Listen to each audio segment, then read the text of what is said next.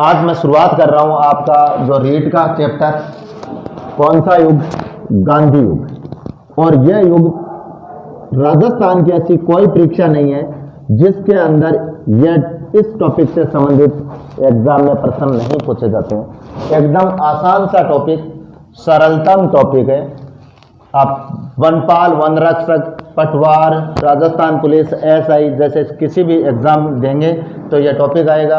आप 15 या 20 मिनट तक आप ध्यान से सुनना, इसको पूरा का पूरा आपके दिमाग में जाएगा। देखिए, इस बार जो राष्ट्रीय आंदोलन की बात करते हैं तो राष्ट्रीय आंदोलन की शुरुआत भारत में 1885 में कांग्रेस की स्थापना के साथ ही शुरू होती है। अंग्रेजों का राज, वैसे अंग्रेज 1599 में आए थे और 1600 में ईस्ट इंडिया कंपनी की स्थापना करने के बाद में जो उनकी सक्रिय राजनीति में हस्तक्षेप होता है वो होता है 1757 के युद्ध से। और 1757 में उन्होंने भारतीय राजनीति में हस्तक्षेप करना शुरू कर दिया था और बंगाल की शासन सत्ता अपने हाथ में ली थी 1764 में बक्सर के युद्ध से। बक्सर के युद्ध के बाद में इन्होंने सक्रिय राजनीति में भूमिका निभानी शुरू कर दी थी और उसके बाद में लगातार ये बंगाल को अपने अधीन लेकर पूरे भारत को कब्जे में लेने शुरू कर दिए थे। राष्ट्रीय आंदोलन जब 1885 में इसकी स्थापना कौन करेगा? A.O. होम नामक व्यक्ति हो यह करेंगे और कांग्रेस की स्थापना इस समय होगी। किसकी स्थापना? कांग्रेस की। और कांग्रेस शब्द का मतलब क्या था? साथ साथ जवाब देना जिसको आ रहा है। लोगों का समूह था। कांग्रेस शब्द का मतलब था लोगों का समूह। और इस लोगों के समूह में पूरे भारत के जितने भी लोग थे उनको एकता के सूत्र में जोड़ा, चाहे वो हिंदू हो और चाहे मुस्लिम, इनका सबका एकता इस समय स्थापित हुई थी। और जब यह समूह नहीं बनता तो शायद अंग्रेज बहुत समय तक अपने यहाँ पर राज करते रहते। ठीक है, अब इससे क्या होता है? 1885 में स्थापना होकर के ये 85 से 1905 तक पहला चरण माना जाता है, फर्स्ट चरण। और 1905 के अंदर क्या होता है? बंगाल विभाजन की योजना क्रिएट कर देते हैं। कौन? बंगाल विभाजन कौन करेगा? लॉर्ड कर्जन करेगा। लॉर्ड कर्जन करेगा। ये इसने घोषणा कर दी थी और बंगाल का विभाजन तय था। और उसी दौरान क्या होता है कि अपने जो भारत की राजधानी थी वो कहाँ थी? कलकत्ता थी। भारत की राजधानी कलकत्ता थी। भारत की राजधानी कलकत्ता से 1911 के अंदर और दिल्ली ट्रांसफर होने की घोषणा हो गई थी। दिल्ली, और उसको दिल्ली ट्रांसफर होने की घोषणा जब करेंगे ना, उस दौरान कौन होगा? एक व्यक्ति जिसको कहा जाता है जॉर्ज पंचम। यह जॉर्ज पंचम हिंदुस्तान की धरती पर आएंगे। इनके साथ में आएंगे क्वीन मैरी। क्वीन मैरी, तो जब क्वीन मैरी और जॉर्ज पंचम यहाँ पर आएंगे, ये आएंगे और यह जॉर्ज पंचम पहला ब्रिटिश सम्राट है जो भारत में आया था। इसने क्या कर दिया?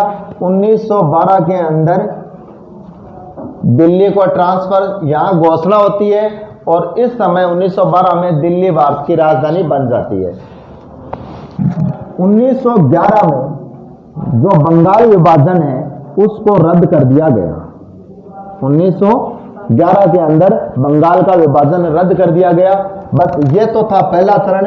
और 1906 से जो दूसरा चरण शुरू होगा, 1906 से लेकर 1919 तक का, ये राष्ट्रीय आंदोलन का दूसरा चरण होगा। ठीक है, राष्ट्रीय आंदोलन का दूसरा चरण 1906 से।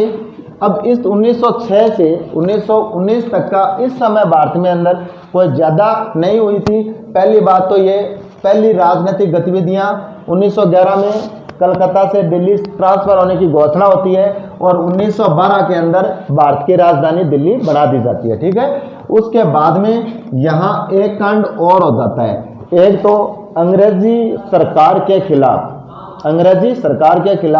1913 के अंदर मानगढ़ पहाड़ी हत्याकांड होता है। मानगढ़ पहाड़ी हत्याकांड यह प्राय आता रहता है। आ गया और पिछले बार रीट में भी यही प्रश्न पूछा गया था, मानगढ़ पहाड़ी हत्याकांड कहाँ हुआ। तो मानगढ़ पहाड़ी हत्याकांड कहाँ है? बांसवाड़ा में, बांसवाड़ा के अंदर है। और इसी जगह को अपने 2012 के अंदर जब अशोक गहलोत की सरकार थी तो इस स्थान को राजस्थान का एकमात्र शहीद स्मारक घोषित किया गया। शहीद स्मारक का दर्जा मिला है और ये दर्जा देने वाले थे माननीय अशोक गहलोत। मानगढ़ हत्याकांड यह यहाँ पर शुरू होता है। कौन था? गोविंद गुरु के नेतृत्व में हुआ था, गोविंद गुरु। अब इसके साथ साथ एक चीज, ये हत्याकांड होता है। अब 1919 में आगे की जो घटनाक्रम है उसको अपने मैं गांधी जी के साथ में बताऊंगा, क्योंकि यहाँ पर 1913 के बाद में गांधी जी 15 में भारत आ जाएंगे, तो गांधी जी के साथ में जोड़कर अन्य जो आंदोलन है गांधी जी के साथ में लेंगे। ठीक है, अब देखो पूरी जो कहानी आएगी वो गांधी जी के साथ भी जुड़ेगी। क्या होगा गांधी जी? पहली बात, एक नाम आता है गांधी जी, पूरा नाम था मोहनदास करमचंद गांधी। मोहनदास करमचंद गांधी हो गया। अब इनका जो जन्म होगा मोहनदास करमचंद गांधी का, वो होगा 2 अक्टूबर 1869 को। गुजरात का एक इलाका है पोरबंदर, उस पोरबंदर में इनका जन्म हो गया था। आज तक की भारत में सबसे ज्यादा जो योजनाएं की शुरुआत होती है वो एक सबसे फिक्स्ड डेट है 2 अक्टूबर। भारत की वह तिथि जिस पर सबसे ज्यादा गवर्नमेंट योजनाओं की शुरुआत हुई थी वो कौन सी तिथि मानी जाती है? 2 अक्टूबर। किस लिए? गांधी जी के लिए, क्योंकि गांधी जी भारत का वह व्यक्तित्व है जिसने अपने जीवन में सबसे ज्यादा अंग्रेजों को बाहर निकालने हेतु प्रयास। यह गांधी जी इस समय जन्मेंगे, फिर अपनी पढ़ाई करने के लिए ये 87 के अंदर जाएंगे इंग्लैंड। ठीक है, यहां पर गए थे इंग्लैंड, चले गए, यहां पर इंग्लैंड जाएंगे और ये 1891 में बैरिस्टर की उपाधि प्राप्त करके गांधी जी वापिस आ जाएंगे। बैरिस्टर की उपाधि प्राप्त करके कहाँ आ जाएंगे? वापिस आ जाएंगे भारत में। भारत में आने के बाद में गांधी जी ने अपनी पहली वकालत अहमदाबाद, बड़ौदा और बंबई, इन 3 जगह गांधी जी अपनी वकालत शुरू करेंगे। 2 साल तक लगभग इनका ये लॉ का पीरियड और बैरिस्टर या वकालत का कार्य चलता रहा। अब इस दौरान क्या होता है? 1893 की घटना, और गांधी जी को 1893 में Sheikh Abdullah and company, Sheikh Abdullah and company, यह कंपनी थी गुजरात की। इस कंपनी का केस लड़ने के लिए गांधी जी इस समय जाएंगे अफ्रीका, दक्षिण अफ्रीका जाएंगे यहाँ पर। ठीक है, और यहां जब गांधी जी ने जाकर देखा तो गांधी जी को वहां पर सबसे ज्यादा जो दिल को ठेस पहुंचाने वाली बात थी, जितना भारतीयों से आहत नहीं हुए थे उतना वहां जाकर इस रंग भेद की नीति से आहत हुए थे। वहां दक्षिण अफ्रीका की सबसे भयंकर बुराई क्या थी या कौन सी नीति थी? तो दक्षिण अफ्रीका की ये रंग भेद की नीति थी। ठीक है, इस रंग भेद की नीति के तहत गांधी जी को खुद को प्रताड़ित होना पड़ा।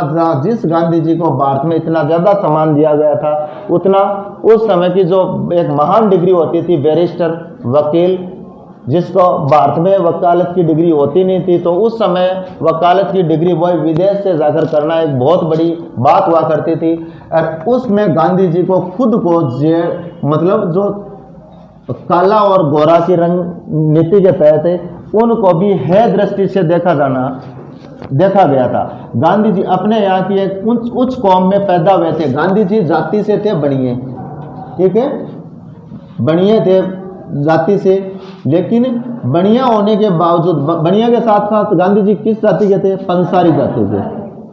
गांधी जी थे पंसारी, जैसे अपने मित्तल कॉलेज वाले महेश पंसारी जी है, वैसे पंसारी है। तो पंसारी एक बनियों के अंदर गोत्र होती है, उस हिसाब से ये गांधी जी इसके थे। अपने यहाँ पर तो उनको बहुत बड़ा सम्मान देता था, लेकिन वहाँ पर अंग्रेज उनको पास में बैठने तक अपने वो शान के खिलाफ समझते थे। और एक बार तो गांधी जी को जेल में चढ़े थे तो उठा करके फेंक दिया था, गांधी जी के चोट चाट भी आई थी, यह स्थिति भी हुई थी।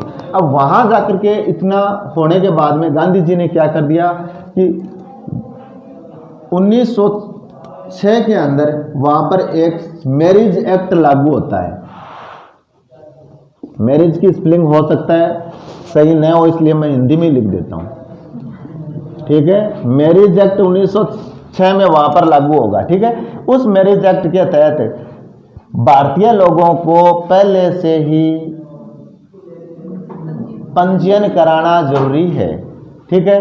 अब वहां पर भारतीय लोगों को पंजीयन कराना जरूरी है, तो ऐसी स्थिति के अंदर यह बात अंग्रेजों के और भारतीयों के खिलाफ हो गई, क्योंकि अगर कोई भी एक्ट बनता है तो वो अगर जनता के लिए बराबर बने तब तो उसको अपने एक्ट बोलेंगे, एक समानता का कानून बोलेंगे, और नहीं तो क्या है, वो वापस भारतीयों के साथ में एक रंग भेद है। उनको अभी थोड़े दिन पहले लॉकडाउन में भी क्या हुआ था कि 200 आदमियों से ज़्यादा यानी 50 आदमियों से ज़्यादा विवाह के अंदर सम्मिलित मत करो, और विवाह करने वाले को पहले से सूचना दो, ताकि सूचना देने से वहाँ के आदमी जाकर चेक कर लें, और जिनके घर में शादी है तो एक इनडायरेक्टली वसूली करने का तरीका था। इसके खिलाफ गांधी जी वहाँ पर आंदोलन करेंगे, और दक्षिण अफ्रीका में गांधी जी पहली बार 1906 में सत्याग्रह करेंगे। गांधी जी का पहला सत्याग्रह होगा दक्षिण अफ्रीका में, हो गया गांधी जी का पहला सत्याग्रह, यह सत्याग्रह गांधी जी का। और उसके बाद में गांधी जी को इस सत्याग्रह के अंदर जेल भेज दिया जाएगा।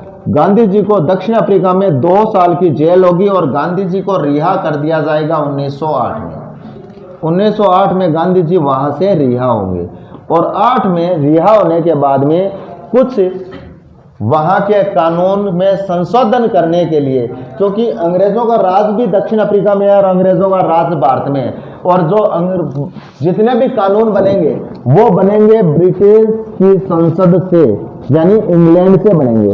तो वहां पर गांधी जी उन कानूनों के संशोधन हेतु गांधी जी को 1909 के अंदर गांधी जी जाएंगे समुद्री रास्ते से इंग्लैंड। किस रास्ते से? समुद्री रास्ते से इंग्लैंड जाएंगे, और इंग्लैंड जाकर के वो दक्षिण अफ्रीका में विभिन्न प्रकार के जो भेदभाव की नीति चल रही है, उस भेदभाव की नीति के खिलाफ संशोधन करवाने या कानून निर्माण करवाने हेतु जाएंगे, ठीक है।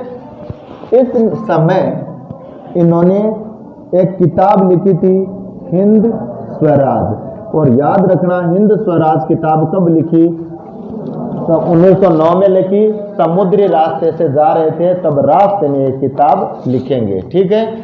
इसके बाद में गांधी जी वहां पर देखिए, गांधी जी जाएंगे 1993 में और वापस लौटेंगे 9 जनवरी 1915 में।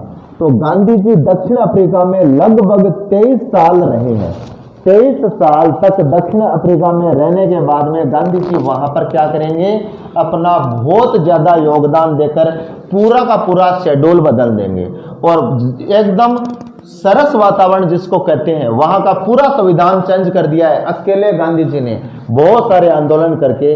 अच्छा, उस दौरान क्या होता है, एक भारत की राजनीति गड़बड़ा जाती है, और भारत में एक आदमी है जिसको कहते हैं गोपाल कृष्ण गोखले। गोपाल कृष्ण गोखले, ये कौन थे? ये गांधी जी के राजनीतिक गुरु थे। देखो, गुरु कई प्रकार के होते हैं। एक तो आपको अक्षर का ज्ञान करवाया है, वो आपका शैक्षिक गुरु। थोड़े जाकर और ज्ञान दिया, वो शैक्षिक गुरु। फिर आपको कोई भगवान की भक्ति में लगा देता है, वो आपका आध्यात्मिक गुरु हो जाता है, ठीक है। कोई व्याकरण आदि की शिक्षा देने वाला है, वो क्या हो जाता है? आपका व्याकरणिक गुरु हो जाता है।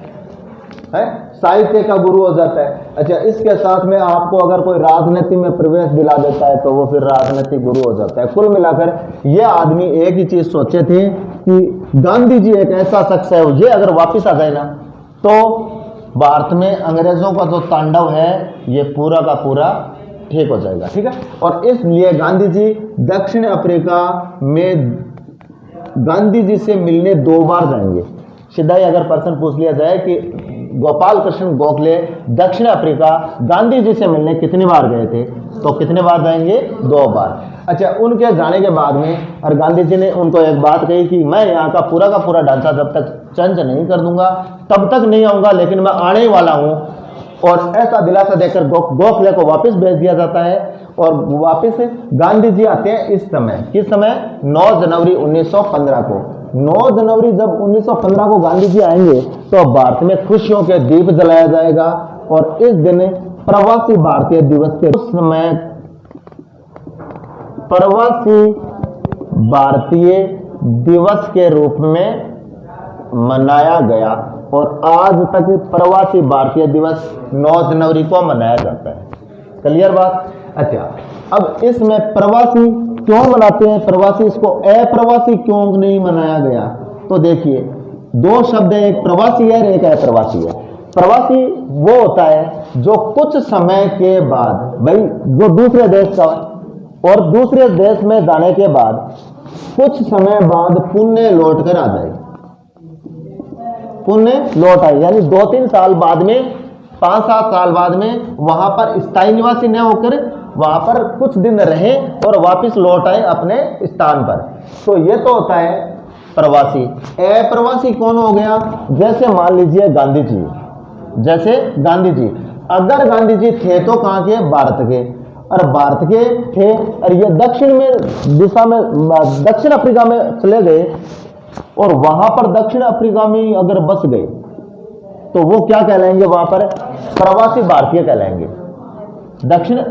अप्रवासी भारतीय कहलाएंगे। भारत के गांधी जी और दक्षिण अफ्रीका में बस गए, वहां की नागरिकता ले ली तो वो अप्रवासी भारतीय कहलाएंगे। अभी गांधी जी भारत के ही थे, वहां रहे थे, पुण्य लौटे, कौन सा दिवस? प्रवासी भारतीय दिवस। ठीक है, गांधी जी जब यहां आए तो उससे पहले यहां आने के साथ में क्या होता है कि प्रथम विश्व युद्ध शुरू हो गया था। कौन सा विश्व युद्ध? प्रथम विश्व युद्ध। और ये प्रथम विश्व युद्ध शुरू कब होगा? 1914 से लेकर 1918 के मध्य हो जाएगा। और इस समय देखो बड़े बड़े विश्व के देश थे, जिसमें कौन है?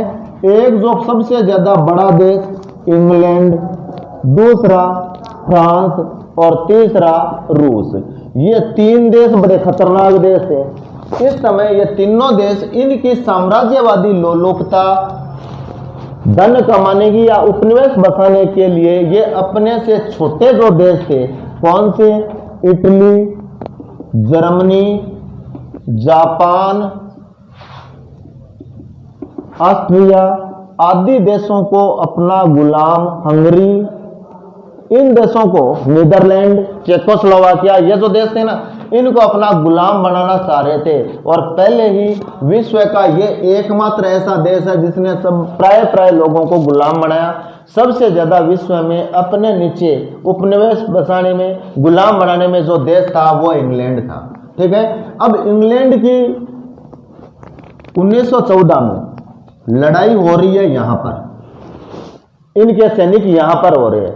तो अब एक ही बात सोच रहे थे इंग्लैंड कि जैसे तैसे भारत के लोग अगर हमारी टीम में भर्ती हो जाए, हमारी सेना में भर्ती हो जाए, तो जिनको मैं इटली, जर्मनी या जापान के खिलाफ इस्तेमाल कर सकूं।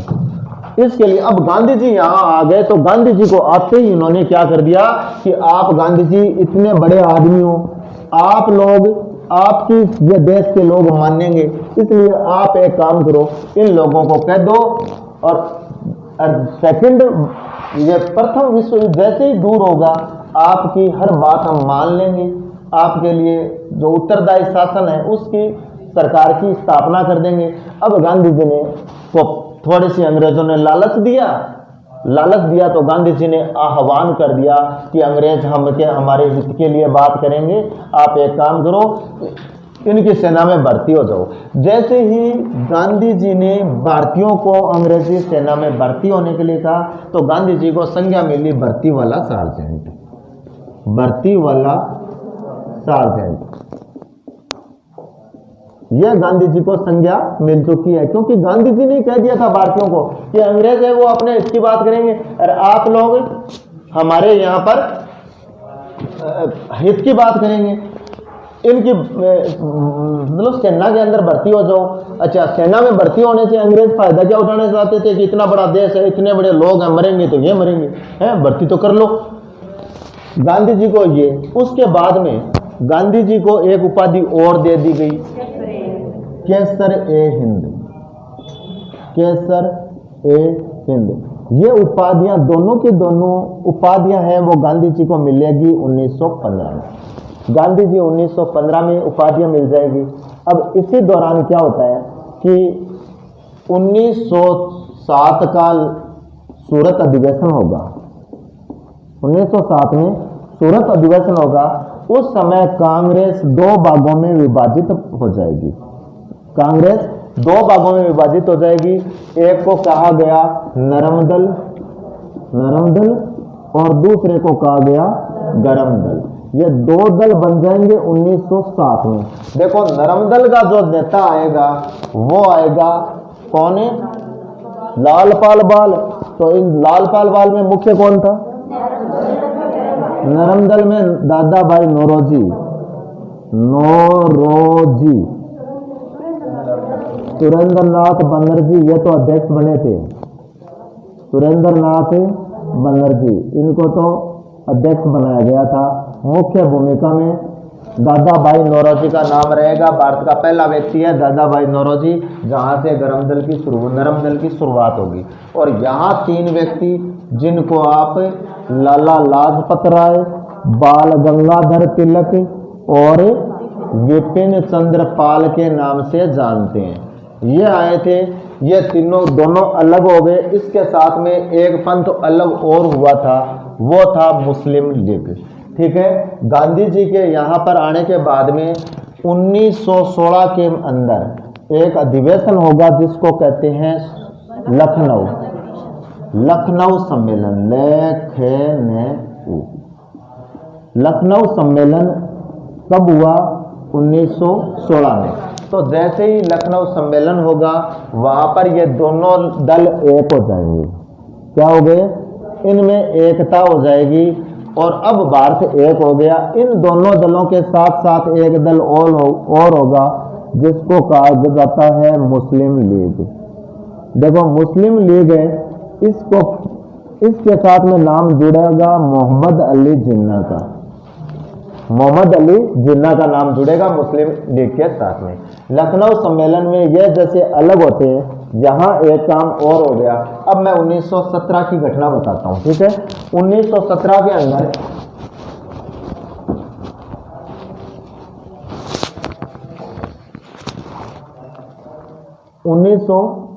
में गांधी जी ने पहले से ही आंदोलन शुरू कर देते हैं। उसमें 3 आंदोलन है, वो गांधी जी पूरा करेंगे। देखिए, एक तो 1917 में एक आंदोलन होगा चंपारण का। चंपारण आंदोलन होगा नील की खेती से संबंधित। और यहाँ की कंडीशन क्या है? चंपारण पड़ता है बिहार में। वहाँ पर राजकुमार शुक्ल नाम के व्यक्ति ने चंपारण बुलाया था गांधी जी को, और गांधी जी ने वहाँ पर नील की खेती के संदर्भ में यह आंदोलन शुरू किया। यहाँ 3/20 हिस्से पर नील की खेती करनी अनिवार्य थी। ठीक है, यह आंदोलन सफल बनाएगा। गांधी जी दूसरा आंदोलन सफल बनाएगा 18 में, खेड़ा आंदोलन। खेड़ा आंदोलन है, यह राजस्व वृद्धि से संबंधित था। अकाल पड़ने के बाद में भी अहमदाबाद के पास में खेड़ा नामक स्थान है, वहाँ के किसानों से टैक्स देना पड़ रहा है।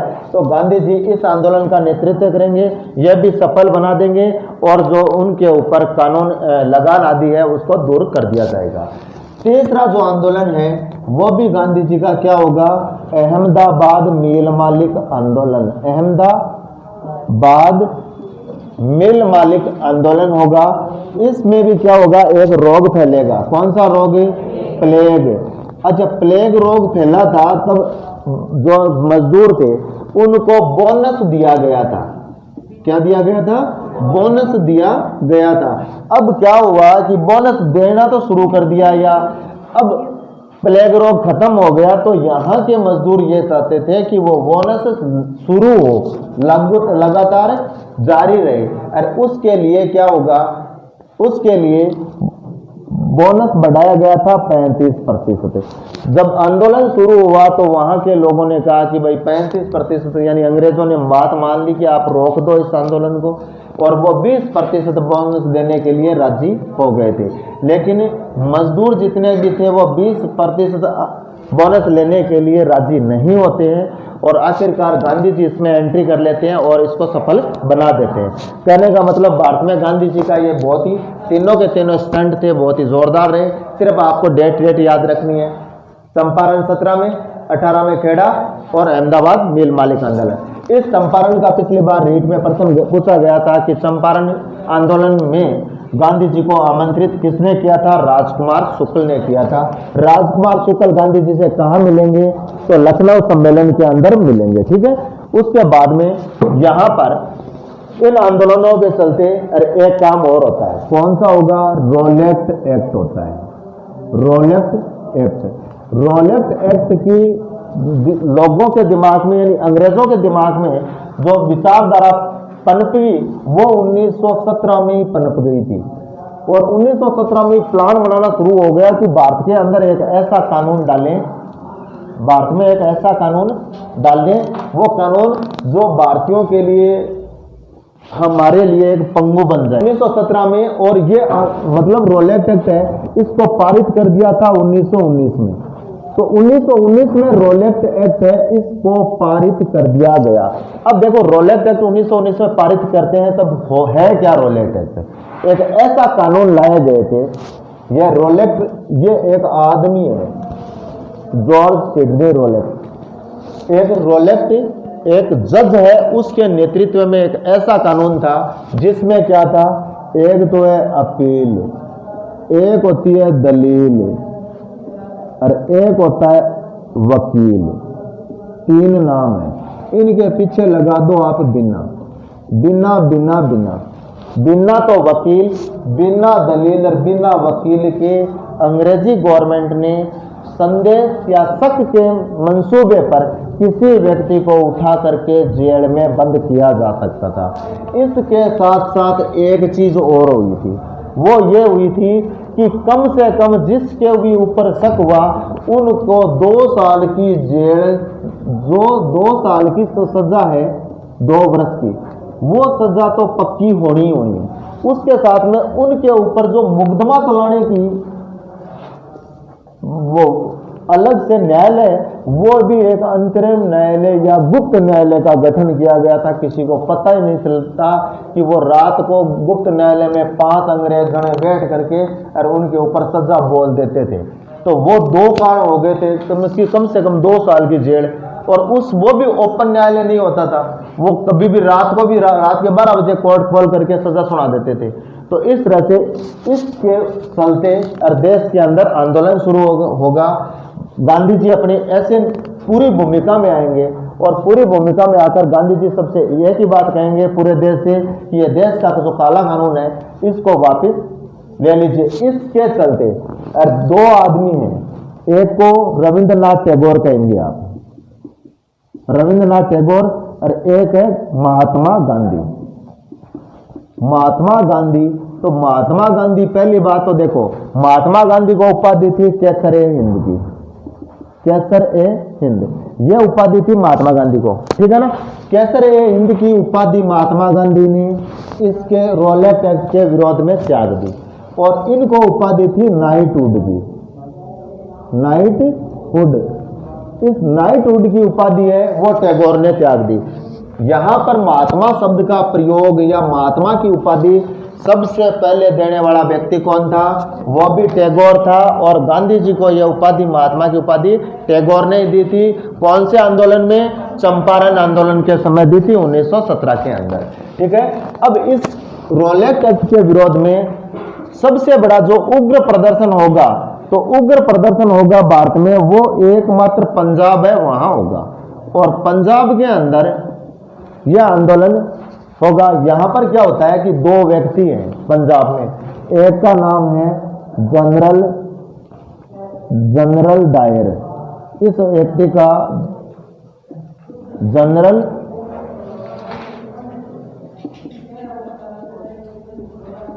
एक तो ये, और एक का नाम था रेग्रिनाल्ड डायर। ये दो व्यक्ति है। या पंजाब के अंदर मार्शल लॉ लागू हुआ था, मार्शल लॉ थोड़े दिन पहले अपने लॉकडाउन में लागू हुआ था, वही लॉ मार्शल। इस मार्शल लॉ के तहत एक साथ 4-5 जनों से ज्यादा इकट्ठे नहीं हो सकते, राइट बात। इसके तहत क्या होता है कि ये 11 अप्रैल का दिन है, और 11 अप्रैल का दिन, इस दौरान मार्शल लॉ लागू होता है 1919 हो गया। और उसी समय पंजाब में 13 अप्रैल को लोहड़ी का पर्व मनाया जाता है। लोहड़ी अपने जिसको लोहड़ी करते हैं वहां बैसाखी बोल देते हैं, बैसाखी। ये दो पर्व एक साथ ये अपने मकर संक्रांति से पहले आते हैं। तो यहाँ इस बैसाखी या लोहड़ी है, ये लोहड़ी पंजाब का सबसे मुख्य त्यौहार है, बैसाखी। ठीक है, इसी दिन क्या होता है कि मेला भरता है, और मेला कहाँ भरेगा? अमृतसर के अंदर भरेगा।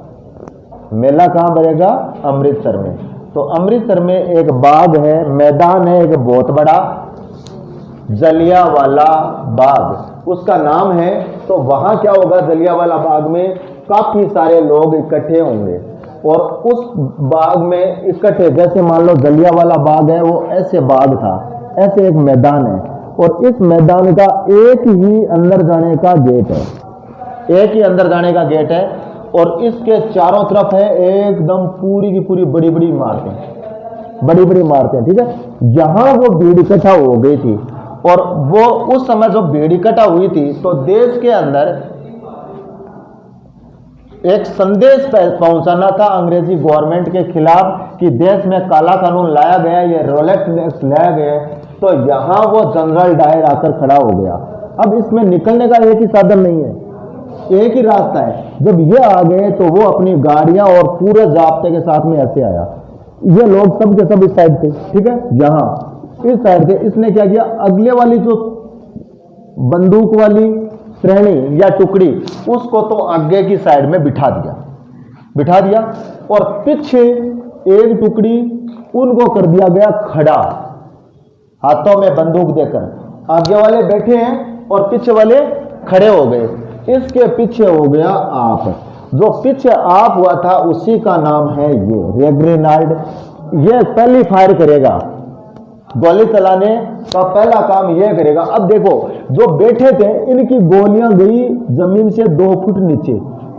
तो जो बैठे थे उस समय, उनको तो वो बैठे बैठे उन्होंने बूंद दिया, और जो खड़े थे उन्होंने, उनकी गोलियां ऊपर से गई, और उन्होंने जो खड़े थे, तो इसके पीछे मानते हैं यहां पर एक कुआं था, यहां पर इस जलियांवाला बाग में एक कुआं था, और इस कुएं के अंदर लोगों ने इतना मतलब त्रासदी फैला दी, इतनी गोलियां की बमबारी हुई कि लोग अपनी जान बचाने के लिए कुएं के अंदर छलांग लगाने शुरू कर दिए, और कुआं नीचे से लेकर ऊपर तक भर गया। तो कुछ लोग तो एक दूसरे के ऊपर आए, तो ऊपर आने से ये कुआं पूरा का पूरा भर गया है। यहां क्या होता है, एक दंपति इस तरह से, माताजी उनके पास में एक ओट में एक बच्चा रह गया था। देखो, जनरल डायर का इतना खौफ है कि जितने भी थे किसी को नहीं छोड़ा गया, सबको मार डाला गया। यहां लाशों के ढेर लग गए, यहां लाश है। तो यहां एक 5 साल का बच्चा, उसका नाम था बाद में वो उधम सिंह, ये एकमात्र बच्चा जो लाशों के ओट में आने से बच गया था। बाद बाकी इस कुएं के नीचे से लेकर ये कुआं ऊपर तक भर गया। ऊपर वाला कोई बचा होगा तो बचा होगा, नहीं तो एक दूसरे के नीचे दब करके मर गए।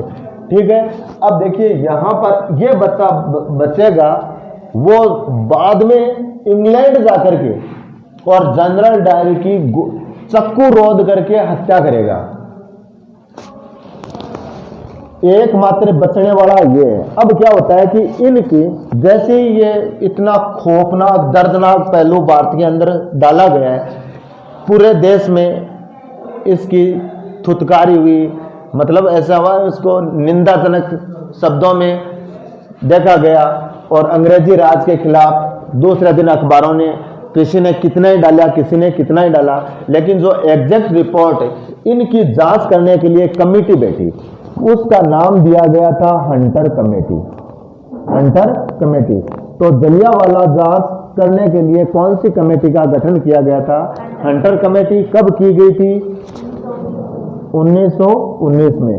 ये जो हंटर है ये ऐसे 5 जज थे और ये 5 जज इस कमेटी की जांच करेंगे। ये जलियांवाला बाग जाएंगे और जाकर के उन लोगों ने अपनी रिपोर्ट के अंदर एक चीज बताई, क्या?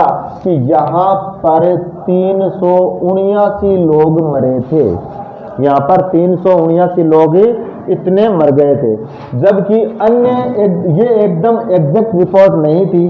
कई भारत के, जिसमें एक नाम मदन मोहन मालवीय का आता है। मदन मोहन मालवीय कौन है ये? मदन मोहन मालवीय उत्तर प्रदेश का है। हिंदू विश्वविद्यालय, बनारस हिंदू विश्वविद्यालय का नाम सुना है क्या?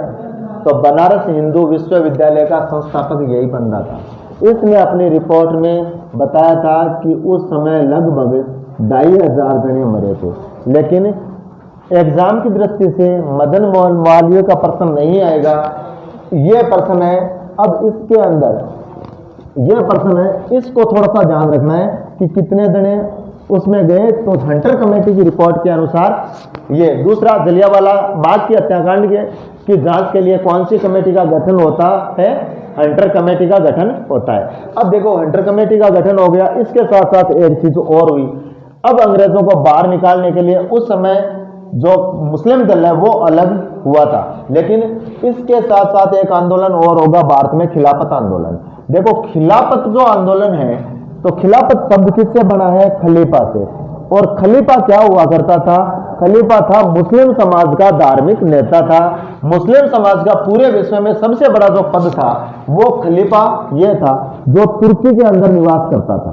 कहां करेगा? तुर्की में निवास। या तुर्की के ऊपर इंग्लैंड का अधिकार हो गया था और एक संधि होगी जिसको कहा गया सेबे की संधि। सेबे की संधि। ये जो सेबे की संधि होगी, उस संधि के तहत तुर्की का ये खलीफा का पद अंग्रेजी गवर्नमेंट ने हटा दिया गया। और तो जैसे ही अंग्रेजी गवर्नमेंट ने यह पद हटाया, भारत के नहीं विश्व के जितने भी मुसलमान जहां जिस देश में थे वो सब के सब अंग्रेजों के खिलाफ हो गए। और उसमें हिंदुस्तान भी अछूता नहीं रहा। और हिंदुस्तान ने क्या कर दिया? इस दौरान हिंदुस्तान ने अंग्रेजों का खिलाफत करने का प्लान पूरा बना लिया। अब देखिए, एक तरफ गांधी जी पूरे हिंदू या पूरे भारत को एकता के सूत्र में बांधने का प्रयास कर रहे हैं, वहीं दूसरी तरफ यह सेबे की संधि से एक नया मोड़ आ गया। अब हिंदू और मुसलमान यहाँ भारत के एक हो गए और एक होने के साथ में ही अब अंग्रेजों को वो दिन दूर नहीं है कि वो बाहर से बाहर निकलेंगे। अब खिलाफत आंदोलन के लिए गांधी जी को दिल्ली बुलाया गया। गांधी जी दिल्ली से गए और इस खिलाफत आंदोलन का नेतृत्व है वो गांधी जी के हाथ में दे दिया। ठीक है। और वहां पर एक व्यक्ति है स्वामी श्रद्धानंद। श्रद्धानंद ने किस जगह से भाषण दिया? जामा मस्जिद से। जामा मस्जिद देखिए भारत की सबसे बड़ी मस्जिद है वो जामा मस्जिद है दिल्ली वाली। और उसके अंदर ही सबसे ज्यादा जो उस समय के पूरे भारत के मुसलमान हैं और मुसलमानों के सबसे बड़े बड़े नेता लोग हैं वो इकट्ठा हुए थे। उस समय श्रद्धानंद ने कहा कि अब हिंदू और मुस्लिम दो नहीं है और हमारा टारगेट एक ही है, जैसे भी हो अंग्रेज भारत से बाहर जाने चाहिए। यहाँ से इस खिलाफत आंदोलन के साथ में ही और दोनों टीम ने, दोनों कौम ने एक आंदोलन शुरू करने का प्लान बनाया। वो आंदोलन कौन सा कहलाया? असहयोग आंदोलन। तो देखिए असहयोग आंदोलन है वो शुरू करेंगे गांधी जी 1920 में, और इस आंदोलन की शुरुआत में ही हिंदू और मुसलमान उनको दूर करने के लिए पहले तो कुछ पर्चे बांटे गए थे, फिर हस्ताक्षर जुटाए गए थे, फिर प्रचार सामग्री बांटी गई थी, फिर उन लोगों की टीम बनाई गई थी जो असहयोग आंदोलन में सहयोग कर सके। और ऐसे इस असहयोग आंदोलन की भारत में शुरुआत हो जाती है। अंग्रेजों का किसी प्रकार से सहयोग नहीं करना, अंग्रेजों का जो माल है उसको खरीदना नहीं, जितने भी सरकारी विद्यालय हैं उनके अंदर जो भी भारतीय लोग रह रहे हैं वो अपना पग त्याग दें, विद्यार्थी स्कूलों से एडमिशन दूर करवा लें, वकील वकालत छोड़ दें, जितने भी भारतीय जो भी लोग सरकारी तंत्र पर रह रहे हैं वो अपना पद त्याग दें, सरकारी वस्त्र है उनकी झोली दिला दिया जाए, शराब की दुकानों के ऊपर धरने दे दिया जाए। ये जो आंदोलन था ये असहयोग आंदोलन का चरण था। लेकिन इसमें क्या होता है, एक कांड हो गया था गोरखपुर से चोरा चोरी कांड। एक ऐसा कांड हो गया जिसको कहा गया था चोरा चोरी कांड। ये देखो सीधा इतना ही पूछा जाएगा, चोरा चोरी कांड कब हुआ था? 1922 में। और गांधी जी ने असहयोग आंदोलन स्थगित क्यों किया? क्योंकि चोरा चोरी नामक स्थान पर हिंसा हो गई और उस हिंसा के चलते जो भारतीय लोग थे उन लोगों ने वहां का अंग्रेजों का पुलिस थाना था उसको जला दिया गया और उसमें कितने लोग मर गए थे? उसमें 22 अंग्रेज लोग मर गए थे। अब गांधी जी ने सोचा कि भाई अगर इस तरह से अगर हिंसा होती रही तो ये तो काम खराब है, क्योंकि मैं तो अहिंसा का पुजारी हूँ और हिंसा करके तोड़ फोड़ करके अपने से ऐसा नहीं होगा। और इस तरह से बारदोली अधिवेशन के अंदर गांधी जी ने असहयोग आंदोलन है उसको बारदोली जो अधिवेशन बुलाया गया था, विशेष अधिवेशन था, वो विशेष अधिवेशन बुलाया गया था कब? 1922 के अंदर। और इस के चलते गांधी जी है वो यहाँ पर असहयोग आंदोलन स्थगित कर देंगे। ठीक है।